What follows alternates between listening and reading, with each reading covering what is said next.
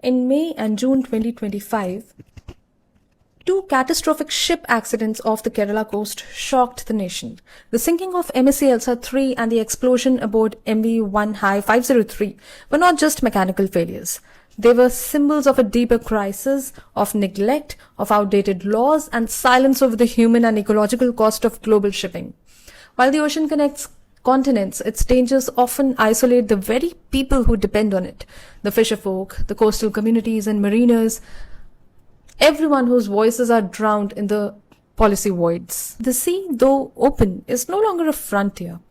It is a regulated space. Yet, what will we do when the rules that we need do not exist, or when we simply haven't signed them? These incidents are not isolated mechanical failures.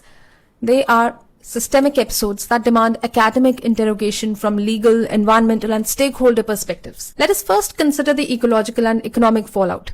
The sinking of MSC Elsa 3 scattered hundreds of containers, some carrying hazardous chemicals such as calcium carbide, along Kerala's coastline. The fire on MV1 High 503 involved over 1,700 containers, many loaded with flammable substances, and it led to the death of or disappearances of crew members.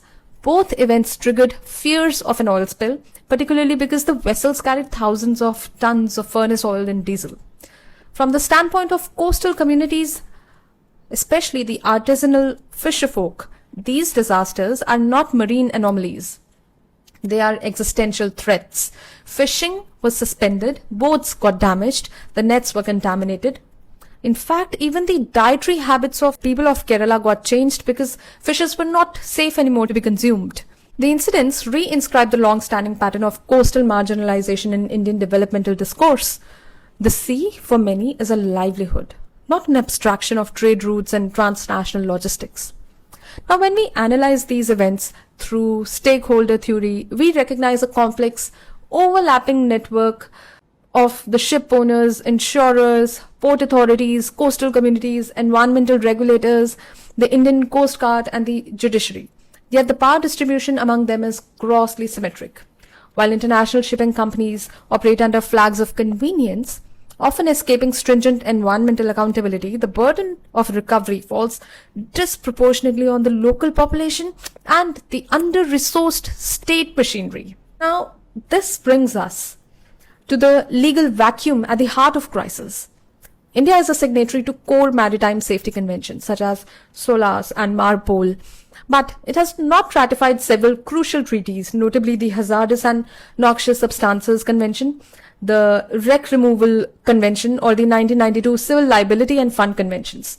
These omissions are not bureaucratic footnotes. They translate into an inability to claim compensation, enforce liability, or mandate cleanup by the polluters. In other words, India's maritime legal structure or maritime legal architecture is fragmented, with no coherent domestic framework for managing transnational shipping incidents involving environmental risk. Now, Kerala High Court's intervention was a watershed movement. The Kerala High Court recognized marine biodiversity loss as economic damage. It was a watershed movement because it reflects a jurisprudential shift towards ecological constitutionalism, aligning the Article 48A and Article 21 of the Indian Constitution, which guarantees environmental protection and the right to life, respectively.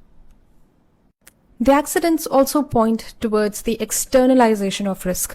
Global shipping increasingly offloads ecological risk onto developing countries. As developing nations compete to attract cargo traffic to fuel their economic growth, they often under-prioritize environmental safeguards.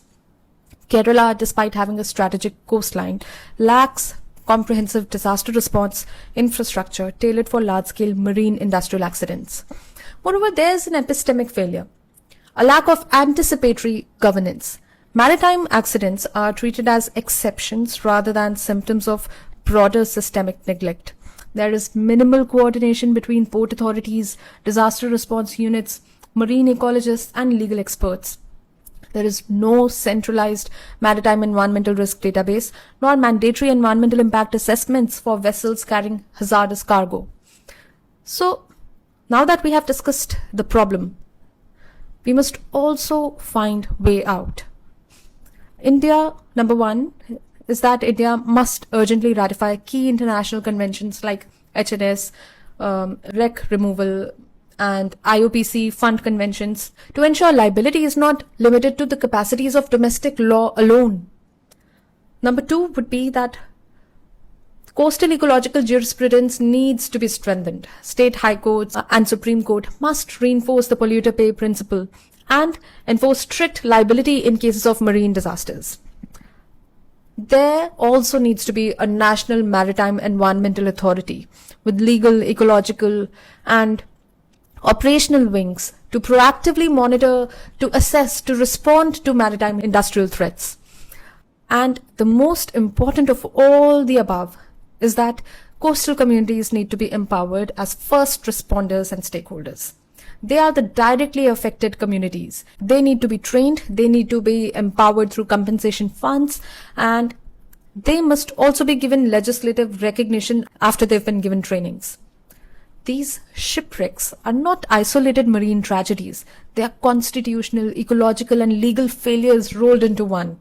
They urge us to reimagine maritime governance not as back end to global trade, but as the front line of environmental and human security.